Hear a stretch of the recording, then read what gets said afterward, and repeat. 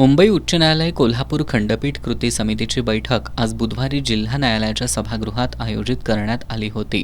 सर्वोच्च न्यायालयाचे सध्याचे न्यायमूर्ती भूषण गवई यांची 14 मे रोजी सर्वोच्च न्यायालयाच्या मुख्य न्यायमूर्तीपदी निवड होणार आहे। या अनुषंगानं महाराष्ट्र आणि गोवा बार काउन्सिलच्या वतीनं 18 मे रोजी त्यांचा मुंबईत सत्कार होणार आहे। या सत्काराच्या कार्यक्रमाला कोल्हापूर, सांगली, सातारा, सिंधुदुर्ग, रत्नागिरी आणि सोलापूर या 6 जिल्ह्यातून मोठ्या संख्येनं वकिलांनी उपस्थित राहण्याचा निर्णय यावेळी घेण्यात आला। न्यायमूर्ती भूषण गवई यांच्या सत्कार कार्यक्रमावेळी कोल्हापुरातील खंडपीठाच्या मागणीचं निवेदन देण्याचा निर्णय या बैठकीत घेण्यात आल्याची माहिती कोल्हापूर जिल्हा बार असोसिएशनचे अध्यक्ष ॲडव्होकेट व्ही.आर. पाटील यांनी दिली।